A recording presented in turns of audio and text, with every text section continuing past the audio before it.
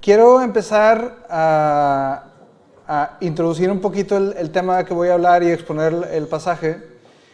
Y si recuerdan, ¿quiénes estuvieron el domingo pasado? ¿Quiénes no? Oh, poquitos, la mayoría estuvieron. El domingo pasado, Juanjo estuvo hablando de un tema que fue compañeros del Espíritu Santo, ese fue el tema. Y a mí en lo personal me encantó. Yo salí bendecido, contento y con una nueva fuerza espiritual para salir y vivir la semana, ¿no? Y cuando yo estaba pensando qué compartir, yo quiero empezar con esto, ¿no? Con esta idea, con este tema que compartió Juanjo.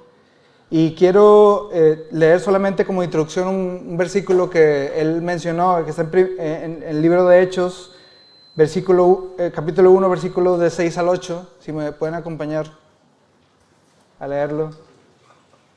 Hechos 1, del 6 al 8.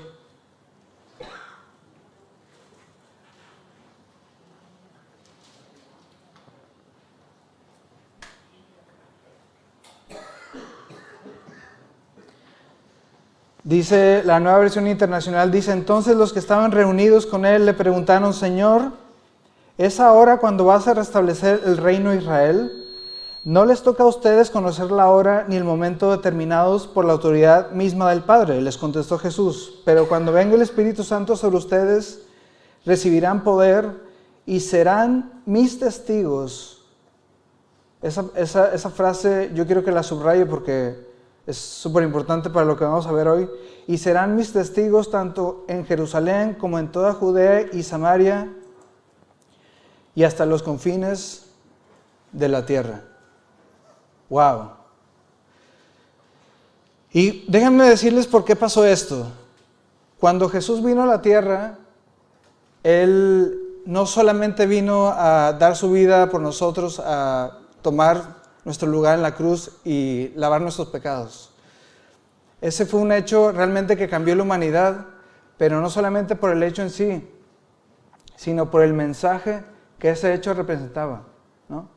El mensaje, o sea, el suceso, ¿no? Y la intención de Dios cuando hizo eso fue que toda la humanidad supiera de este hecho, ¿no? Dios podría mostrarse a sí mismo en el cielo, bajar del cielo y mostrarse a sí mismo a la humanidad. Pero Dios escogió 12 hombres para esa tarea, que fueron sus discípulos.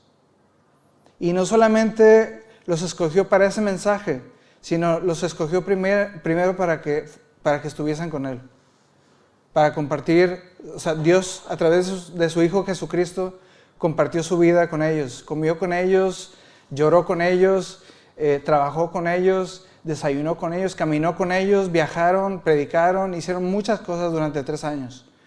Y la intención de Dios con esta gente, con estos 12 discípulos, fue que ellos conocieran primero a Dios, que tuvieran comunión con Él, una relación personal. Por eso, déjame decirte en esta mañana que el cristianismo no es una religión, es una relación. Quiero que pienses y se te quede esta idea en el corazón bastante fuerte, que esto es una relación personal con Dios a través de Jesucristo, ¿no?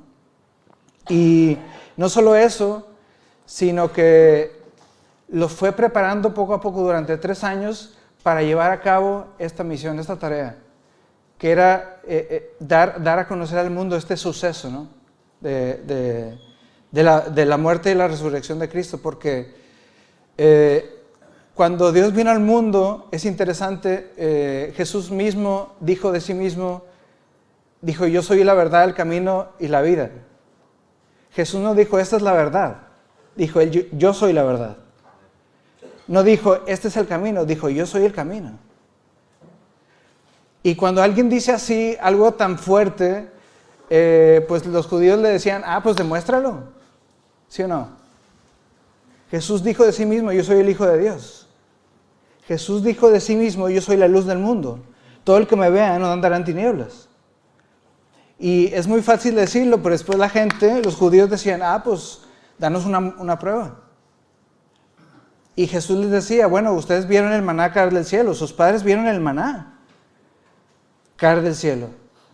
Pues se está refiriendo a sí mismo, y este es el pan que desciende del cielo. Todo aquel que de él coma no tendrá hambre ni sed jamás, ¿no?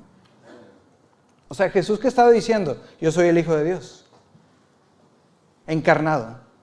Yo soy Dios hecho hombre. Ahora, ¿cómo Jesús demostró eso? Resucitando de la cruz. Porque esas palabras sonaban bonitas, pero Jesús certificó lo que decía, todo lo que dijo, resucitando de la cruz y venciendo la muerte. Y de eso sus discípulos fueron testigos. ¡Wow! Si tú hablas de esto con un científico, te va a decir, eso es imposible.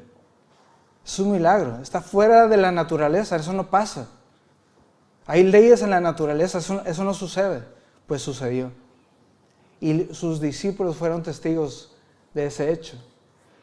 Es lo que estamos viendo aquí en Hechos capítulo 1. Y me serán testigos, dice la Biblia. Van a ser testigos de ese hecho. Porque el Espíritu Santo, que va a ser su compañero, va a venir sobre ustedes. Y cuando venga sobre ustedes, les va a dar la fuerza, el poder, la forma de ser testigos de ese hecho. Ellos lo vieron. Pero ¿sabes una cosa? Tenían miedo. Porque los estaban persiguiendo. Porque les querían dar... Entonces era una lucha, ¿no? ¡Wow! ¡Qué tarea! ¡Qué tarea tan sublime, pero a la vez tan dura, ¿no? Y mira, quiero contarte en esta mañana una historia que te puede pasar a ti y a mí, normal, de cómo ellos pudieron llevar a cabo ese tema, esa tarea. Y esta tarea está en Hechos capítulo 3. Y vamos a leer, pues tengo la verdad que bastantes versículos que leer, vamos a irnos muy rápido. Entonces, esto es una historia de cómo esa tarea se llevó a cabo. En el versículo 1 dice, ya estaban Pedro y Juan ya comisionados, y dice, un día subían Pedro y Juan al templo a las 3 de la tarde, que es la hora de oración, la hora que los judíos acostumbraban a orar. Todo el mundo iba a orar a esa hora, ¿no? Era como una tradición. ¿A dónde vas a las 3? Pues a orar. Junto a la puerta llamada Hermosa, había un hombre lisiado de nacimiento al que todos los días dejaban allí para que pidiera limosna a los que entraban en el templo. Cuando éste vio que Pedro y Juan estaban por entrar, les pidió dinero, les pidió limosna. Pedro con Juan, mirando fijamente, les dijo, míranos. El hombre fijó en ellos la mirada, esperando recibir algo. Y Pedro le dijo, no tengo plata ni oro, pero lo que tengo te doy. En el nombre de Jesucristo de Nazaret, levántate y anda. Y tomándolo por la mano derecha, lo levantó. Al instante, los pies y los tobillos del hombre cobraron fuerza. De un salto se puso en pie y comenzó a caminar. Luego entró con ellos en el templo con sus propios pies, saltando y alabando a Dios. Cuando todo el pueblo lo vio caminar y alabar a Dios, lo reconocieron como el mismo hombre que acostumbraba a pedir limosna, sentado junto a la puerta llamada Hermosa, y se llenaron de admiración y asombro por lo que había ocurrido. Y sigue la historia, Hechos capítulo 3, versículo 11. Mientras el hombre seguía aferrado a Pedro y Juan, toda la gente que no salía de su asombro corrió hacia ellos al lugar conocido como pórtico o puerta de Salomón. Al ver esto, Pedro les dijo, pueblo de Israel, ¿por qué les sorprende lo que ha pasado? ¿Por qué nos miran como si por nuestro propio poder o virtud hubiésemos hecho caminar este hombre? El Dios de Abraham, de Isaac y de Jacob, y el Dios de nuestros antepasados, ha glorificado a su siervo Jesús. Ustedes lo entregaron y lo rechazaron ante Pilato, aunque éste había decidido soltarlo. Rechazaron al santo y justo y pidieron que se indultara a un asesino. Mataron al autor de la vida, pero Dios lo levantó de los muertos, y de eso nosotros somos ¿qué? Testigos. Dios lo levantó de entre los muertos, la resurrección, y de eso nosotros somos testigos. ¿Qué les había dicho Dios, Jesús, antes de irse al cielo? Y me seréis testigos. Cuando venga sobre ustedes el Espíritu Santo, me serán testigos, ¿no? ¿Y qué es lo que está pasando ahora? Están siendo testigos, ¿no? Están siendo testigos. La primera cosa que yo veo aquí es que los discípulos, en este caso Pedro y Juan, estaban viviendo una vida normal, ¿no? Eran personas normales como tú y como yo. Por eso me gusta mucho leer las historias, porque yo a veces pienso, yo me la imagino, y eran personas normales. Y en ese entonces los judíos se acostumbraban a ir a orar a las 3 de la tarde. Era una costumbre. Todo el mundo iba.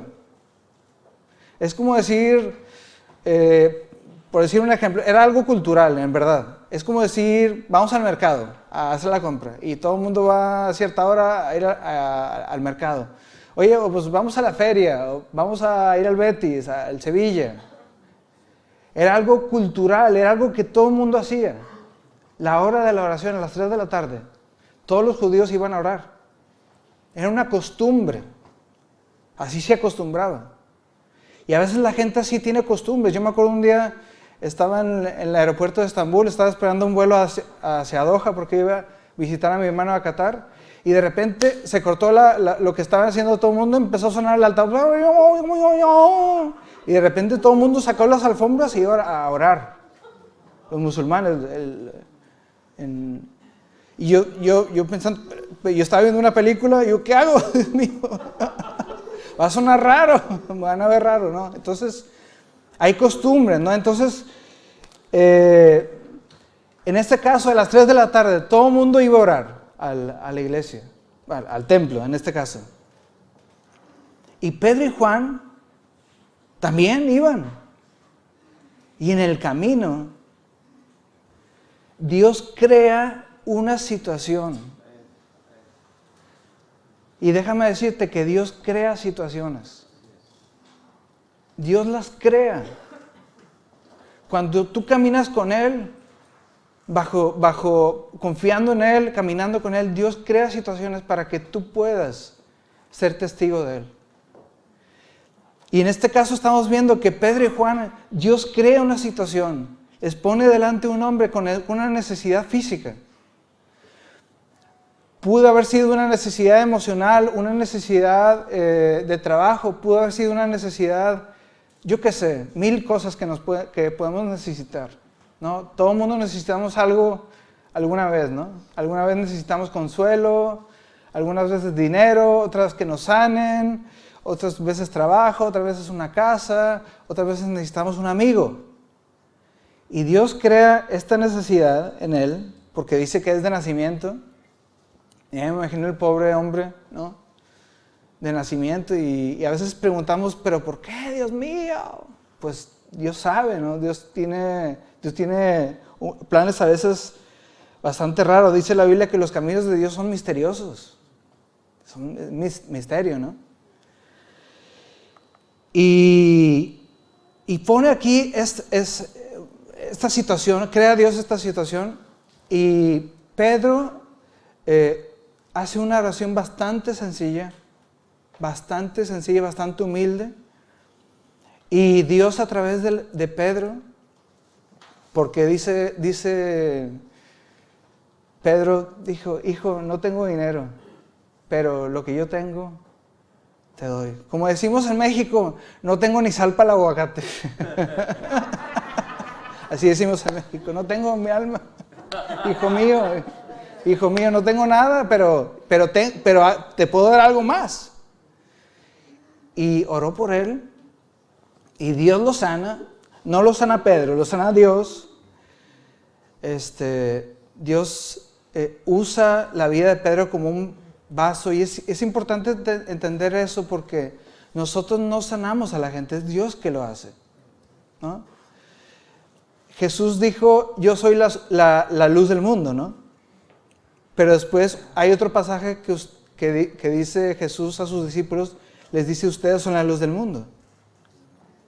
¿Sí o no? Jesús dijo una vez, yo soy la luz del mundo, y en otro pasaje, Jesús le dice a sus discípulos, dice, ustedes son la luz del mundo. Entonces suena raro. Entonces, ¿quién es la luz del mundo? ¿Tú o ellos? Suena raro, ¿no? Jesús en un pasaje dice, yo soy, y en otro pasaje dice, ustedes son.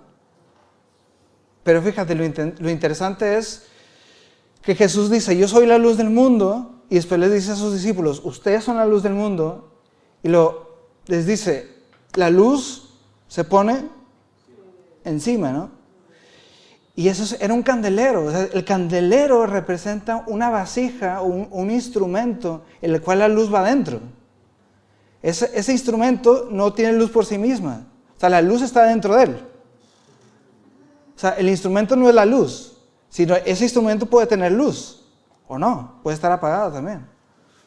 Entonces es interesante cómo dice Jesús esto, porque nosotros no somos la luz. Cuando Jesús dijo que nosotros éramos, dijo, ustedes van a ser portadores de mi luz, ¿no? Entonces, pues es bastante interesante cómo Dios provoca esta situación. Y esta situación que provoca, pues provoca que todo el mundo se fuera a la puerta de Salomón, al pórtico de Salomón, que de hecho yo no lo había visto así, pero después en esta puerta era donde se juntaban los cristianos. Ahí se juntaban. Después lo pueden ver más adelante, pero provoca una situación Dios, y entonces ahí pues se empiezan a juntar, porque imagínense el viejecito. Bueno, yo estaba escuchando la historia de cómo pudo haber sido representada, y se oye la voz de un viejecito, Señor, muchas gracias, por un viejito ya, una persona ya mayor. Entonces imagínense, todo el mundo conocía a este hombre. Entonces, claro, eso fue, oye, pero a ver, pero ¿no es este el viejito que estaba todo el tiempo ahí en la puerta pidiendo dinero? Sí, es ese, ya camina solo. Entonces fue un hecho que provocó que la gente se movilizara. Y claro, él andaba con los dos que lo habían sanado. Andaba para todos lados, para arriba y para abajo con él, cogido de la mano, dice la Biblia. Entonces, Dios provoca esta situación y junta a la gente para que Pedro les hable. Y sin altavoces, sin equipo de sonido. Fíjense lo que dice el 11. Mientras el hombre seguía aferrado a Pedro y Juan, aquí vamos a ver una cosita que es súper importante. Toda la gente que no salía de su asombro corrió hacia ellos al lugar conocido como la Puerta de Salomón, que de hecho, como he dicho antes después se juntaban ahí, los primeros cristianos se juntaban ahí. Y al ver esto, Pedro les dijo, pueblo de Israel, ¿por qué les sorprende lo que ha pasado? ¿Por qué nos miran como si por nuestro propio poder o virtud hubiéramos hecho caminar a este hombre? Y fíjate cómo empieza su discurso. ¿El mensaje cuál era? El Dios de Abraham, de Isaac y de Jacob, el Dios de nuestros antepasados, ha glorificado a su siervo Jesús. O sea, Pedro decía, ¿por qué nos miran a nosotros? No somos nosotros. Somos solamente los instrumentos para llevar esa luz. Ahora, había un peligro. Había un peligro. Porque Pedro pudo haber dicho, ¿cuántos se quieren sanar? Que vengan y serán sanos. Había un peligro, ¿no? Pero ¿cuál fue el mensaje de Pedro? ¿Por qué? ¿Por qué nos miran como si por nuestro propio poder hubiésemos hecho caminar a este hombre? El Dios de Abraham, Isaac y de Jacob, y les recuerda su pasado, les recuerda de dónde vienen. Ha glorificado a su siervo Jesús. Ustedes lo entregaron y lo rechazaron ante Pilato, aunque éste había decidido soltarlo. Rechazaron al santo y justo y pidieron que se indultara a un asesino. ¿Cuál fue el mensaje de Pedro? No somos nosotros. No tenemos ningún poder. No tenemos ninguna virtud. Nosotros somos instrumentos solamente. Pero el Dios de Abraham, Isaac y de Jacob ha enviado a su siervo Jesús. ¿Cuál era el mensaje? Jesús dejó el cielo y se hizo hombre. Ese era el mensaje de Pedro y de Juan. Jesús dejó su trono, dejó su comodidad, dejó sus ángeles, dejó su gloria celestial y se hizo hombre. Dios encarnado. Se hizo hombre, como tú y como yo. Sintió lo mismo que tú sientes, sintió dolor, sintió frío, sintió angustia, sintió miedo, sintió todo lo que te puedas imaginar, tanto lo bueno como lo malo. Fue humano, pero a la vez seguía siendo Dios. A la vez seguía siendo Dios. Y no solamente eso, sino fue a la cruz. Y no solamente fue a la cruz, murió por nuestros pecados, sino que resucitó. Porque si se hubiera quedado en la cruz, no hubiera servido de nada. ¿Cómo certificó Dios? ¿Cómo certificó Jesús que Él era Dios resucitando de la cruz? Resucitando de la tumba. Él certificó que era Dios, ¿no? Y ese era el mensaje que estaba compartiendo Pedro. Y fíjate lo que dice el 17. Dice, ahora bien, hermanos, yo sé que ustedes y sus dirigentes actuaron así por ignorancia, pero de este modo Dios cumplió lo que de antemano había anunciado por medio de todos los profetas, que su Mesías tenía que padecer. Por tanto, para que sean borrados sus pecados, arrepiéntanse y vuélvanse a Dios, a fin de que vengan tiempos de descanso de parte del Señor. Esta es la segunda parte del mensaje. La segunda parte del mensaje es, la verdad es que somos unos inmundos, unos cochinos, pecadores. Somos escoria, somos una basura, no tanto por lo que hacemos, sino por quiénes somos. Somos pecadores.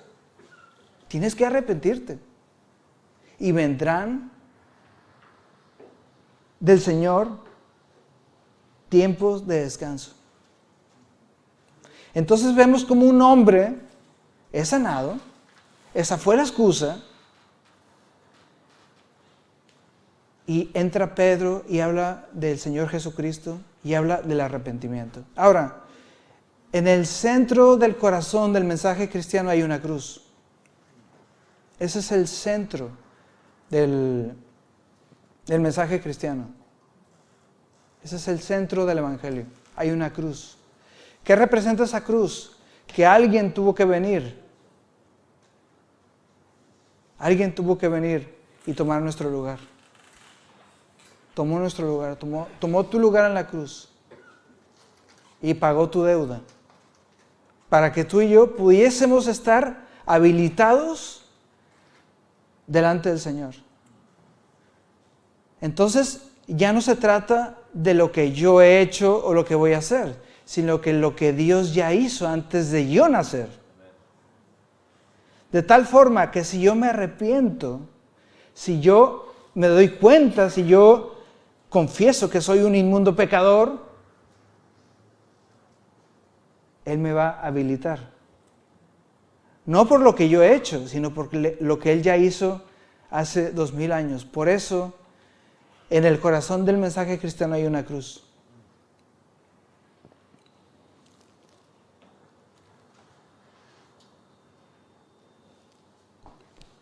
Y fíjate lo que dice Juan, capítulo 5, versículo 24. Dice, de cierto os digo. ¿Ya lo tienen? Juan 5. Juan 5, 24 dice, de cierto les digo, el que oye mi palabra y cree en el que me envió. Juan 5, 24, ¿lo tienen ahí ya? De cierto les digo, el que oye mi palabra y cree en el que me envió, tiene vida eterna. ¡Wow! Parece fácil, ¿no? Y no vendrá condenación, mas ha pasado de muerte a vida. El que oye mi palabra y cree en el que me envió, tiene vida eterna. No dice tendrá, dice tiene. El que cree en mí tiene vida eterna. Suena fácil, ¿no?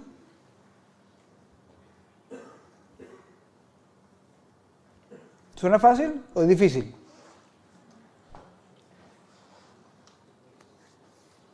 Pues para mí es muy fácil. Yo lo veo muy fácil. Pero ¿sabes una cosa que hay gente que se le hace tan difícil?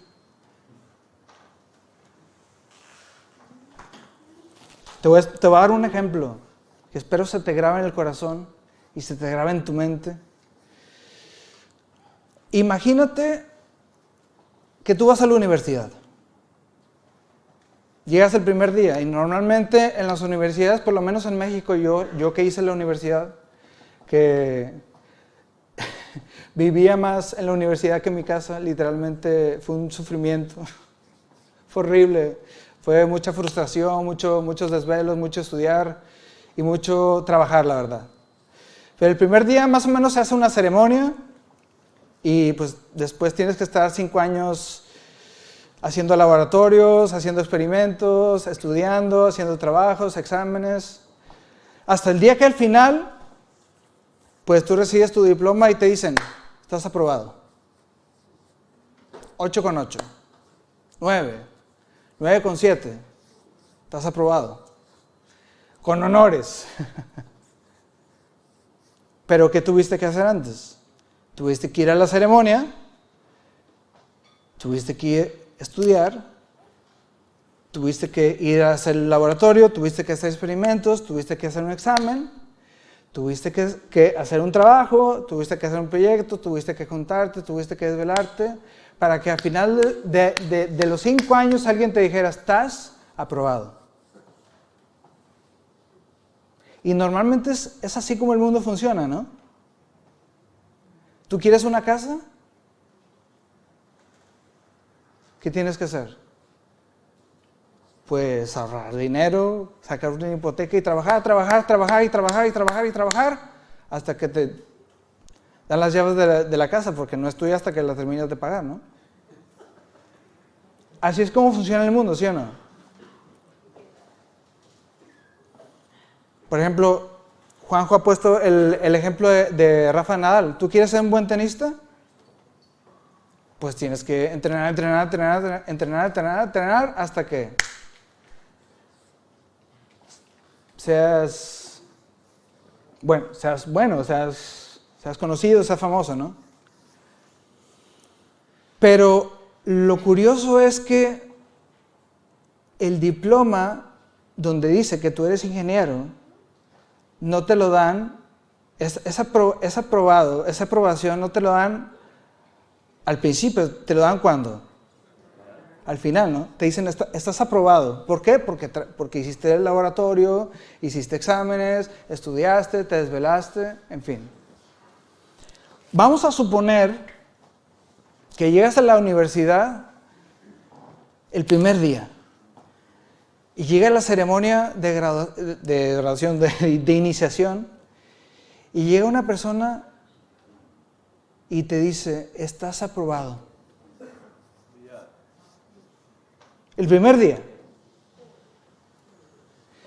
Y dices, ¿cómo? ¿Cómo estoy aprobado si es el primer día solamente? Dice, sí, es que, mira, hay una persona que estudió 5 años, que hizo los exámenes, hizo los laboratorios, hizo los experimentos, se desveló, fue a su casa a estudiar, vino de nuevo y vivió aquí literalmente 5 años. Y él hizo lo que tú tenías que haber hecho.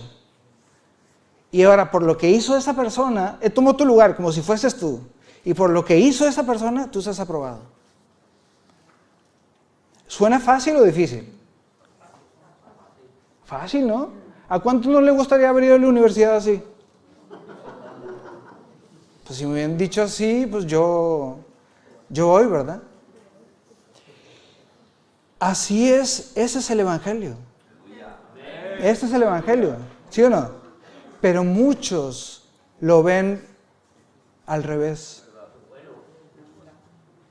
Muchos lo ven, tengo que ir al examen, tengo que estudiar, tengo que esforzarme, tengo que trabajar, para ver si al final de los 5 años Dios me va a aprobar.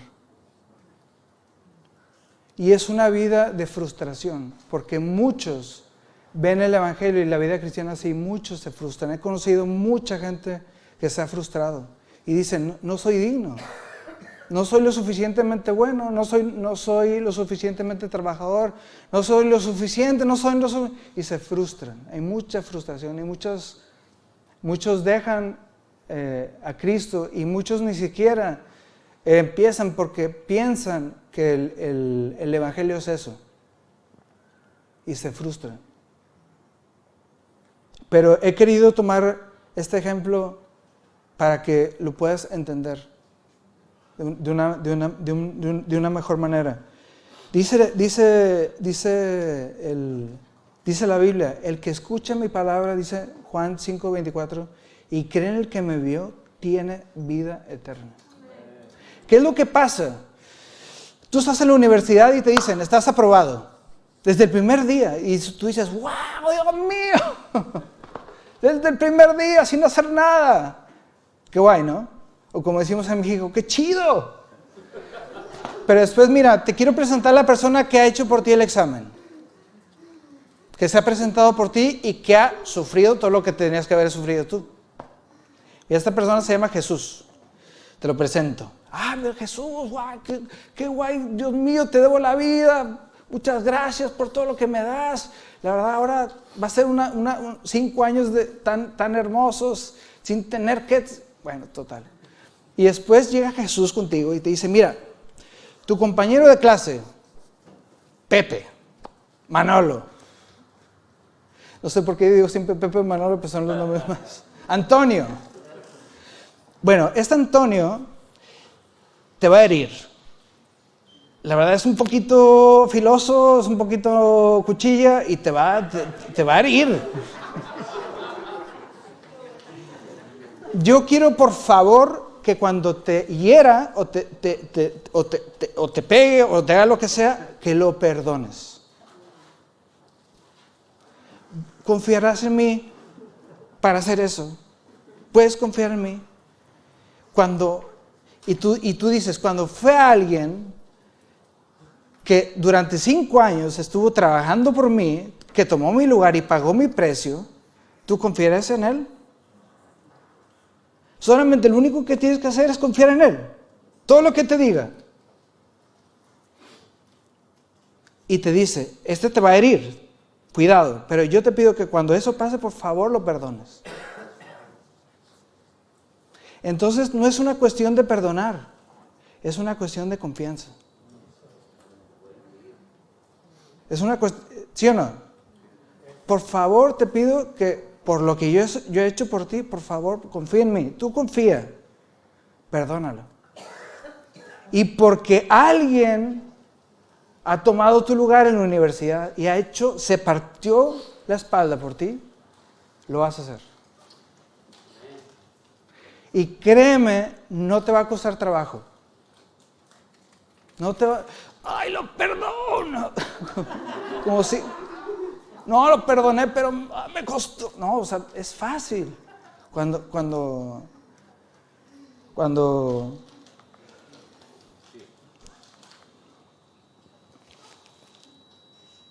el que oye mi palabra y cree en el que me envió tiene vida eterna y no vendrá a condenación, mas ha pasado de muerte a vida.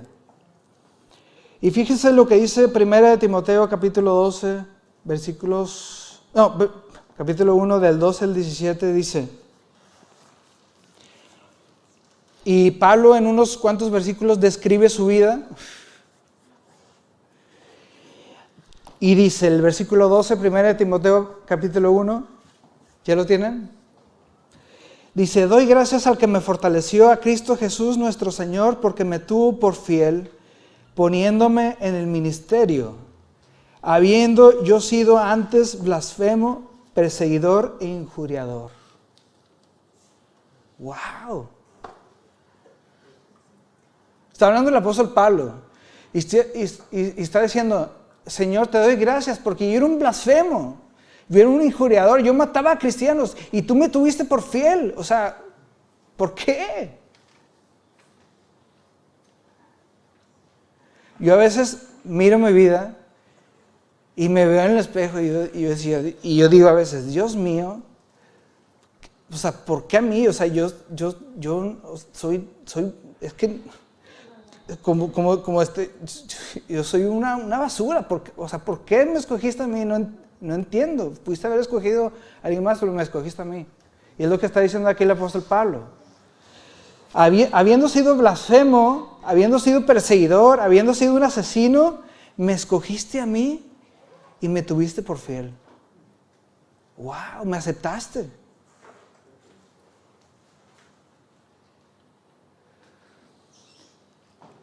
Y dice, y fui recibido a misericordia porque lo hice por ignorancia, como le habían hecho los judíos que habían crucificado a Jesús. Pedro les dice, no se preocupen, eso fue por ignorancia, no sabían. Pero ahora yo les estoy diciendo, ¿no? Lo que están haciendo, que están crucificando al Señor Jesús. Y dice, lo hice por ignorancia en incredulidad, pero la gracia de nuestro Señor Jesús fue más abundante con la fe y el amor de Cristo. Y dice el 15, fíjense, palabra fiel y digna de ser recibida por todos, que Cristo vino al mundo a salvar a los pecadores, de los cuales yo soy el primero, ¿no?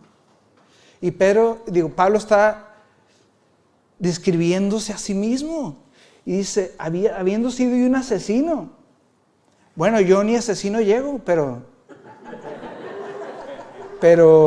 yo digo, Dios mío. Dice Pablo, habiendo sido un blasfemo, un injuriador, me tuviste por fiel. Me diste un ministerio que era Pablo fue apóstol. Lo puso Jesús de apóstol, ¿no? Y esta es la palabra esta es la palabra que yo creo que es digna de que la recibas tú en esta mañana. Que Cristo vino al mundo para salvar a los pecadores, de los cuales yo soy el primero. Porque yo soy un pecador. ¿Ustedes creen que porque yo estoy aquí con un micrófono así, un rectángulo aquí, soy alguien? No, soy un pecador. Soy un inmundo pecador. Y dice, pero por esto fui recibido a misericordia para que Jesucristo mostrase en mí el primero de toda su clemencia, para ejemplo de los que habrían de creer en Él para vida eterna. Por tanto, al Rey de los siglos, inmortal, invisible, Al único y sabio Dios sea honor y la gloria por los siglos de los siglos. Amén. Entonces vemos cómo Pablo alaba a Dios. Dice, a Dios sea toda la gloria. Al Dios, al Rey de los siglos, al Rey inmortal, al invisible, al único y sabio Dios sea el honor y toda la gloria. ¿Pero por qué? Porque Dios merece toda la gloria. Porque habiendo yo sido un asesino, un blasfemo, Dios tuvo misericordia de mí, Dios tuvo clemencia y mostró en mí toda su piedad. Y no solo para eso, sino para que todos pudieran ver la misericordia y el amor de Dios, porque Pablo todo el mundo lo conocía. Pablo todo el mundo sabía quién era, él era un asesino. Y al verlo, la gente iba a decir, oye, es que este es... O sea, yo me imagino, yo sinceramente, y lo he dicho aquí, yo creo la gente, fíjense, la gente cuando Pablo se encuentra con Dios por su misericordia, la gente veía a Pablo caminar y veían la piel, veían el cadáver, el esqueleto, el cascarón de Pablo y decían, parece Pablo, lo veían caminando, pero es diferente, habla diferente, camina diferente, piensa diferente. Y gracias al testimonio de Pablo, Dios muestra su clemencia para la gente y mucha gente conoce al Señor. Y es lo que Dios quiere hacer a través de ti también.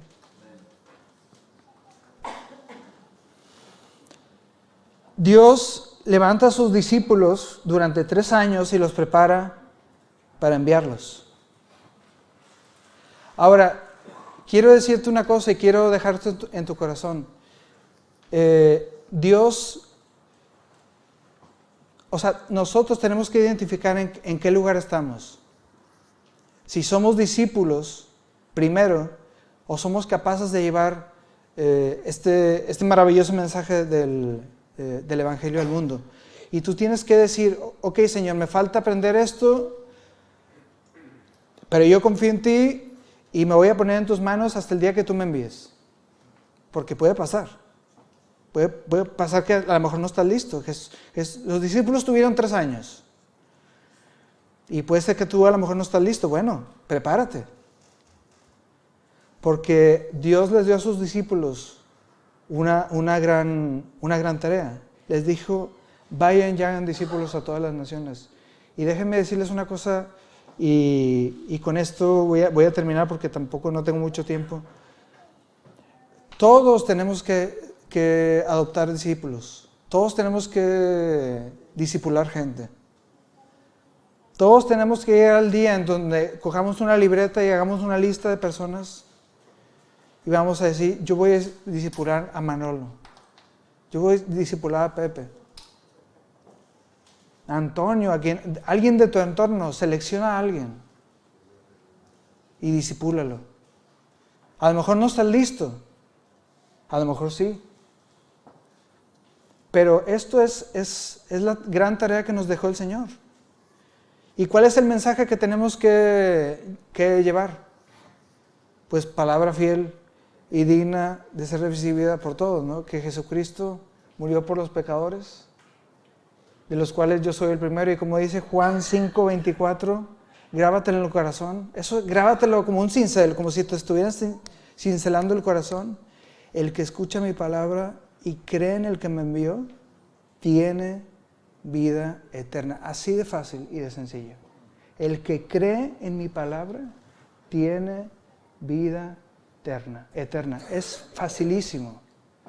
Y se los he explicado con una analogía de la universidad. Espero que si hay personas que no han puesto su confianza en el Señor Jesucristo, en este día lo hagan. No se trata de hacer cosas porque Jesús ya hizo todo. Él ya lo hizo todo, ya no tienes que hacer nada.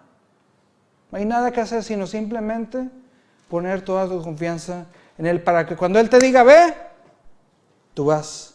Para cuando Él te diga quédate, te quedas. Para cuando Él te diga habla, habla. Y cuando te diga te calles, te calles. Cuando dices des.